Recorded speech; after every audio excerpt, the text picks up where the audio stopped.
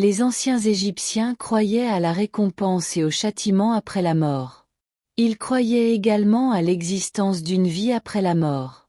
Ils croyaient également à l'existence d'une étape de transition entre cette vie et l'au-delà. Est appelé le tribunal des morts, où les morts sont amenés devant un véritable tribunal dans lequel un certain nombre de juges, qui décident du sort du mort, vont au paradis de l'éternité ou sont dévorés par un monstre prédateur. Appelé Amu.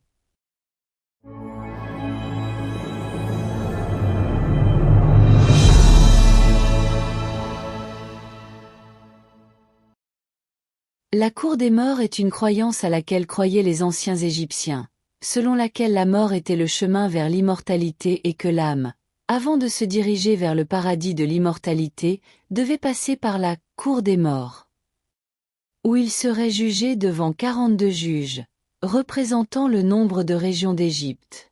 Au début, lorsque l'âme s'élève du corps, elle sera confuse et ne connaîtra pas son chemin. Mais les textes peints sur les murs des tombeaux aideront à guider et à calmer l'âme. Après que l'âme se soit levée, Anubi, le dieu de la mort, vient et marche avec elle depuis la tombe jusqu'à une ligne dans laquelle les âmes sont alignées en attendant d'entrer dans la salle de gloire. En attendant, les dieux offriront du froid, de l'eau aux âmes pour tenter de les calmer et de les rassurer. Dans la salle du tribunal, qui est la demeure du dieu Osiris, l'âme affrontera 42 juges des dieux debout à côté de la balance de la justice, accompagnés d'Osiris, Tho et Maté. L'âme affrontera également le terrifiant monstre connu comme Amu, qui est un monstre qui est un mélange entre un lion, un hippopotame et un crocodile, et sa mission est de manger le cœur des morts injustes. Le dieu Osiris.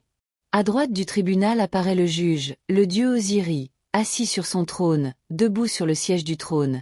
Et derrière lui se trouvent les deux divinités protectrices Isis et Nephti, et devant lui se trouvent les 4 fils d'Horus.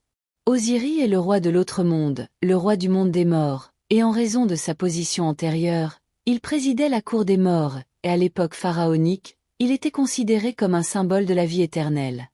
Les dieux Isis et Nephti.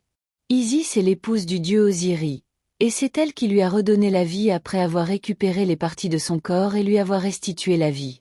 Quant à Nephti, elle est la sœur d'Isis et d'Osiris et l'épouse de son frère, Seth, le dieu du mal qui tua son frère Osiris. Isis et Nephti se tiennent derrière le dieu Osiris, le souverain de la cour, pour escorter le juste mort au paradis afin qu'il puisse profiter de l'au-delà avec amour et prospérité.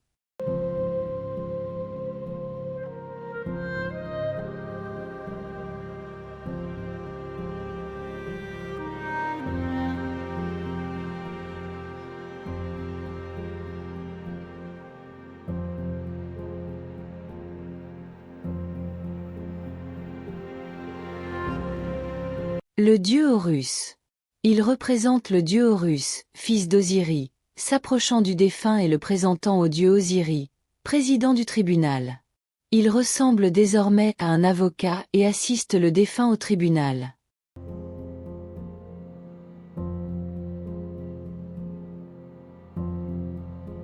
Enfant d'Horus. Les 4 fils d'Horus apparaissent du haut d'une fleur de lotus blanche qui a poussé au milieu de l'eau bénite. Les personnes chargées de protéger les entrailles du défunt.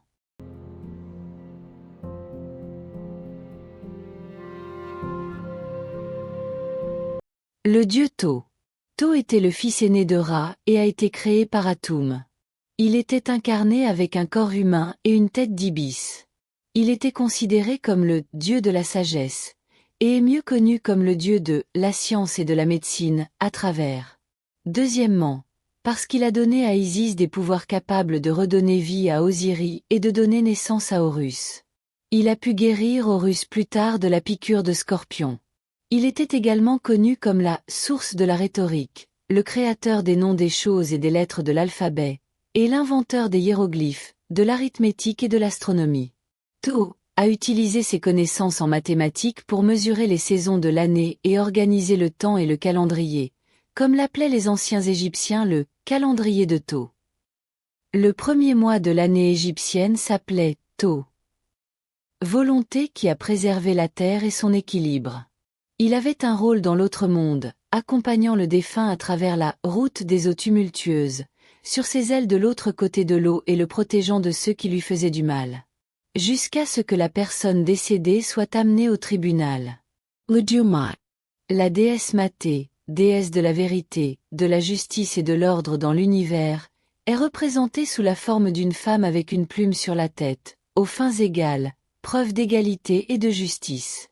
De l'autre, elle tient les bâtons du gouvernement, preuve de force et de justice dans l'application de la loi. On la retrouve tenant dans une de ses mains la clé de la vie. Pour les anciens Égyptiens, la déesse Maté représentait la justice, la vérité, l'ordre cosmique et la bonne morale. C'est pourquoi il occupe une position particulière, puisque le poids du cœur du mort est mesuré par rapport à la plume de vérité, Ma'a, afin de savoir ce que le mort a fait dans son monde en termes de juste. Une vie droite qui était conforme à Ma'a, ou s'il était un tyran et une personne désobéissante.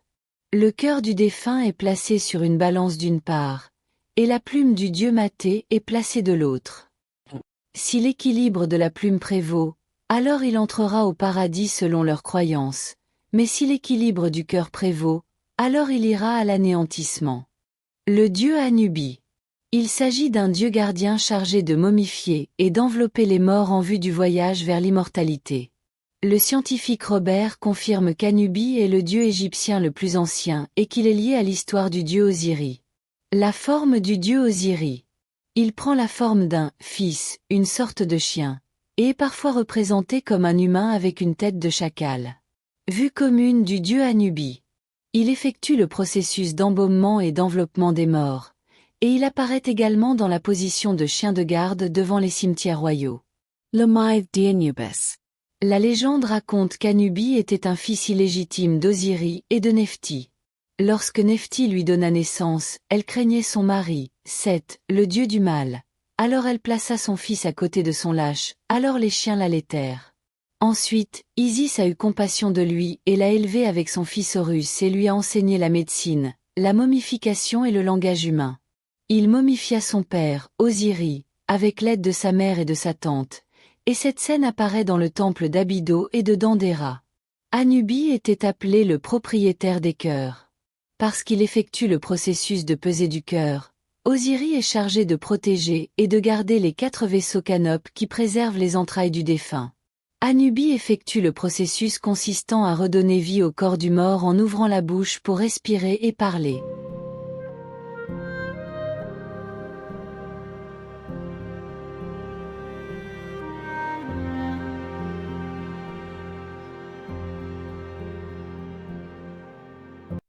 Ammut. Amamu était une créature hybride terrifiante avec un corps composé de 3 animaux différents. Elle avait la tête d'un crocodile, tandis que son corps et ses membres étaient divisés en 2 parties. La partie antérieure était celle d'un lion ou d'un tigre, tandis que la partie antérieure était celle d'un lion ou d'un tigre, tandis que la partie antérieure était celle d'un lion ou d'un tigre. La partie arrière était le corps d'un hippopotame, et elle était représentée par l'union de ceux-ci. Les animaux sont des incarnations des animaux dont les anciens Égyptiens avaient le plus peur. Les crocodiles, les lions et les hippopotames. La légende raconte que Amamu était présent au procès que traverse l'âme dans son voyage entre la vie et la mort, qui se déroule dans la salle d'audience.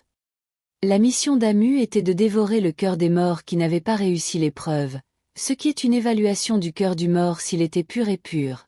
Cela permettrait cependant à son propriétaire d'entrer dans le royaume des morts. Si son cœur était noir et chargé de péché, Amu dévorerait ce cœur et son âme reste perdue dans le vide pour toujours et est effacée de l'existence. Mort. Alors le défunt commence à se disculper en disant « Il n'a pas tué ni incité au meurtre, n'a pas commis d'adultère ni ne s'est vengé, n'a pas agressé qui que ce soit, n'a pas opprimé un être humain ni causé de mal à des animaux, n'a pas volé ou détruit les récoltes d'autrui, n'a pas porté de faux témoignages ni menti, n'a pas ne traite personne avec cruauté, ne le juge pas ou ne l'écoute pas, ou il était en colère. Et il n'a pas gaspillé ou pollué l'eau et d'autres principes moraux qui se rapportent à sa vie quotidienne avec les autres. » Ensuite, il se rend chez 42 juges et leur demande pardon et s'assure qu'il n'a commis aucun péché dans aucune des 42 régions.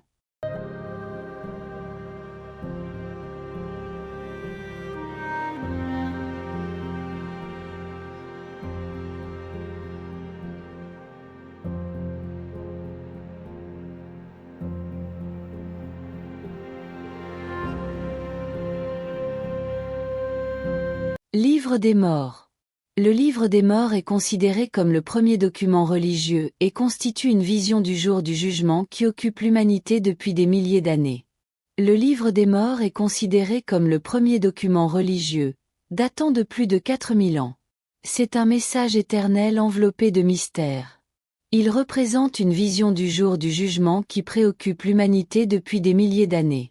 Des momies mystérieuses et un rappel de leur extinction, et une promesse d'immortalité pour elles. Le livre des morts est cet ancien mystère qui croyait à la vie après la mort.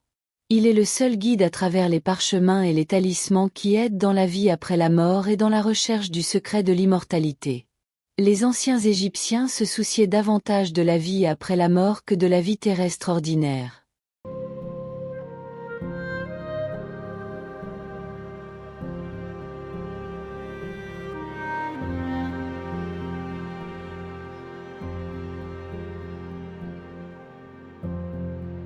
Nous avons maintenant atteint la fin de la vidéo.